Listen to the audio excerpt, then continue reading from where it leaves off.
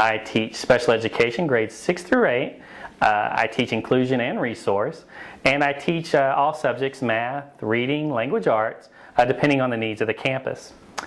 I've been teaching since 2005, and I feel both very blessed and fortunate to be doing the thing that I love most, which is working with children, and that's what attracted me to becoming a teacher in the first place. So when I had the opportunity to go back and get my bachelor's degree later in life, it was an easy decision for me to make that teaching is what I really wanted to do. And I tell you that the relationships I form, especially with my special needs students, it's so special to me in the sense that it's so profound, I guess, and the result of that is because I work so hard with these students, and we try so much to get them to become successful that I have a vested interest in how they do academically and socially. And so it's really neat now. I'm to the point in my career where I can actually watch these kids graduate high school, and there's such a sense of fulfillment seeing them go across the stage and get their diploma, personally knowing what they had to overcome to get there. It's quite amazing.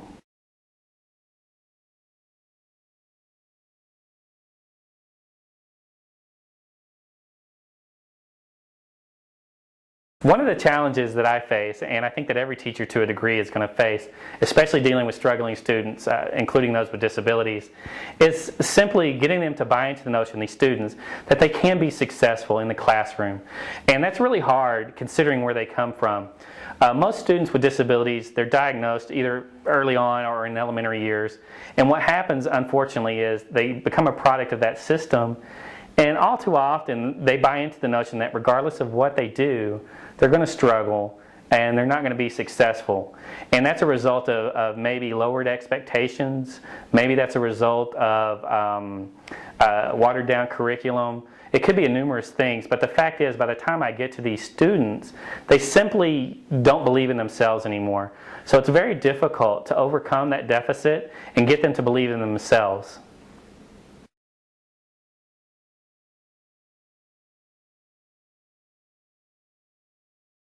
Really, there's two things initially that I would encourage everyone to consider, which I do personally in the classrooms. Is first off, with these kids who struggle, who lack this self-identity and self-confidence, one of the things I do is I give them every opportunity to be successful.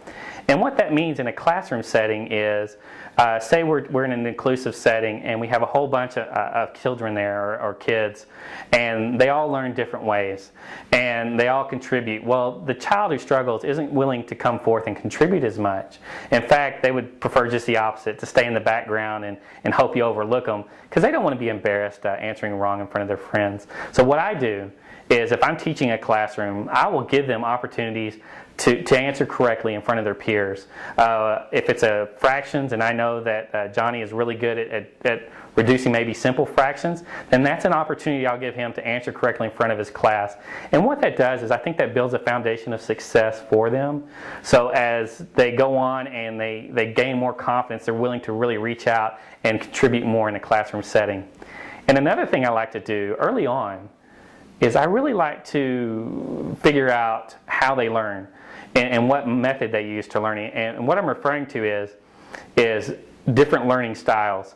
And Howard Gardner once stated that everybody learns differently, and some of us learn kinesthetically using our hands or tactile, and some of us learn visually or auditorily, a whole different ways of learning. Well, the thing is, if you can dial in on how that struggling student learns early on, and the earlier you catch it, the better off you'll be as a teacher, you can incorporate that into your lessons and ensure that they are learning, and it reinforces that whole concept. For instance, if a child is struggling in fractions, again, to use that as an example, well, if they're a kinesthetic or tactile learner, I'll use manipulatives. Or if they're a visual learner, I'll ensure that I have diagrams or illustrations, or maybe even schematics built into the lesson. But it's usually a combination of several things that you have to focus on. And you have to be deliberate when you use those strategies, otherwise you'll miss out on learning opportunities.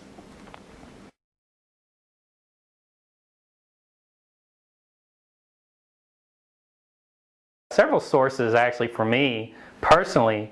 One of the things, and for new teachers coming in, this is going to be a challenge that you're going to have to face, is I would really encourage you, if you don't have a mentor teacher assigned, is to seek one out. And I guarantee you, in your campus, in your hallway, somewhere, there are a few teachers who are that exemplary teacher. Those are the ones you want to reach out to with your questions and your concerns, and try to find answers to problems that you're going to come across, which you will. Another thing too is I also believe that if you can't find the answers through a mentor teacher, make sure you do the research on your own. Be willing to go out there and find sources of information. Obviously, you're at Project Ideal, you're looking at this video, that's a great place to start. I would also consider maybe Council for Exceptional Children. There's a whole bunch of resources, so be willing to go out on a limb and do some individual research to find some answers for your questions. Another thing too is I would encourage you to go to as many different workshops as you can on differentiated learning. That's something that for me personally has helped me grow as an educator.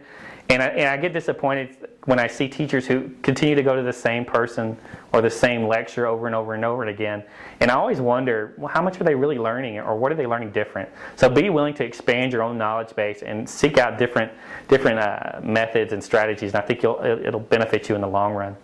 And another thing too is don't be so concerned about what's going on in the classroom initially, because a lot of what we learn on the job, and you're going to be stressed, and there's going to be it's going to be chaos, but that's normal. And I think we learn as we go. So that's one of the benefits of being a teacher is reaching out to students in that kind of environment and learn on the job. And one last thing I wanted to say too is just a small word of encouragement for teachers out there.